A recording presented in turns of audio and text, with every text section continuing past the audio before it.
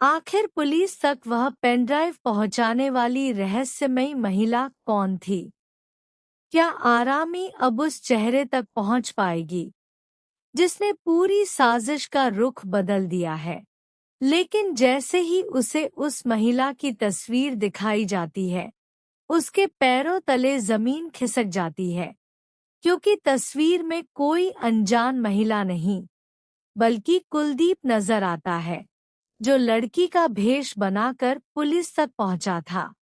अब सवाल सिर्फ इतना नहीं है कि पेनड्राइव किसने दी, बल्कि सवाल ये है कि कुलदीप ने ये चाल आखिर किसके कहने पर चली। और अगर आरामी ने यह राज खोल दिया, तो क्या उसका बेटा उससे हमेशा के लिए छिन जाएगा? आने वाले एपिसोड में कहानी एक ऐसे मोड़ पर पहुंचने वाली है, जहां एक छोटी सी तस्वीर कई बड़े राजों का पर्दाफाश कर सकती है।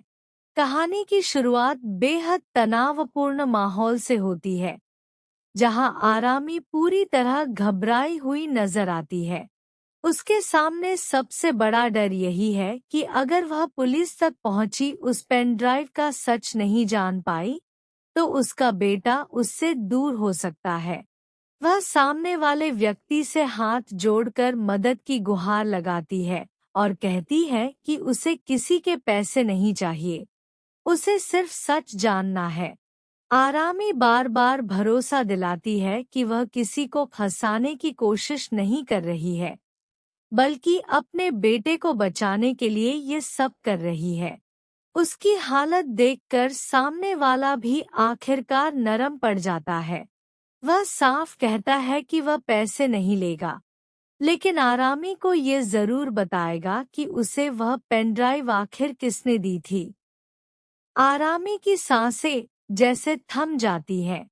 उसे उम्मीद होती है कि अब शायद उसके हाथ कोई ऐसा सुराग लग जाएगा, जिससे वह पूरी साजिश की जड़ तक पहुंच सकेगी। तभी वह आदमी बताता है कि पेनड्राइव उसे एक महिला ने दी थी। वह महिला उसके पास आई थी और पेनड्राइव देकर उससे कहा था कि वह इसे सीधे पुलिस स्टेशन के अंदर साहब तक पहुंचा दे। यह सुनते ही आरामी तुरंत सवाल करती है कि वह महिला कौन थी, कहाँ मिलेगी और क्या वह उसे पहचान सकता है। लेकिन जवाब मिलता है कि ऐसे काम करने वाले लोगों के पास कई लोग गुप्त तरीके से आते हैं, इसलिए हर किसी का चेहरा पहचान पाना आसान नहीं होता।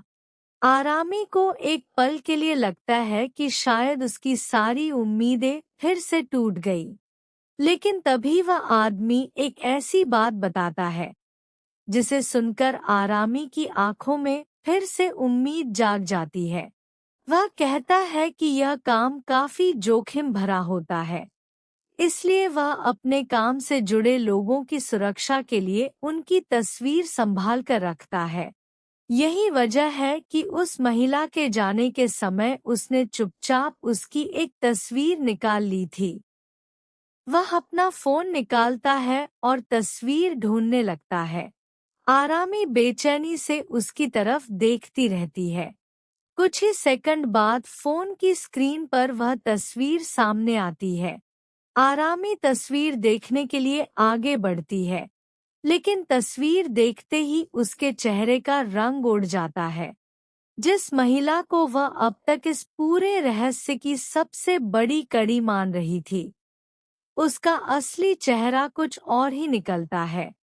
तस्वीर में लड़की के कपड़े, मास्क, चश्मा और हुड नजर आता है, लेकिन आरामी की नजर उस व्यक्ति की चाल ढाल और बाकी छोटी छोटी चीजों पर टिक जाती है। वह तुरंत समझ जाती है कि यह कोई आम महिला नहीं है, यह तो कुलदीप है, जिसने पहचान छिपाने के लिए लड़की का भेष बनाया था। अब आरामी के सामने एक और बड़ा सवाल खड़ा हो जाता है। कुलदीप ने ऐसा क्यों किया? उसने पेनड्राइव पुलिस तक क्यों पहुंचाई? और सबसे महत्वपूर्ण बात, क्या कुलदीप अकेले ये खेल खेल रहा था या उसके पीछे कोई और मास्टरमाइंड मौजूद है? आरामी जानती है कि कुलदीप के दिमाग की चाल बहुत तेज है और अगर उसे जरा भी भनक लग गई कि आरामी उसके पीछे पहुंच रही है, तो वह तुरंत अपना अगला दांव चल देगा। यही वजह है कि आरामी तस्वीर हाथ में आते ही समझ जाती है कि अब उसके पास समय बहुत कम है। लेकिन शायद उसे अभी यह अंदाजा नहीं कि ये तस्वीर उसके लिए जितनी बड़ी उम्मीद है, उतना ही बड़ा खतरा भी बन सकती है।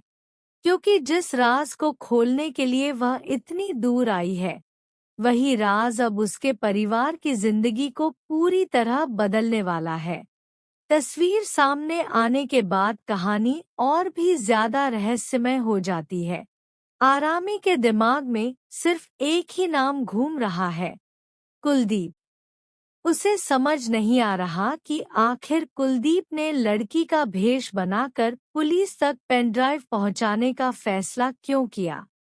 क्या वह किसी को बचाना चाहता था या किसी को फंसाने की साजिश रच रहा था।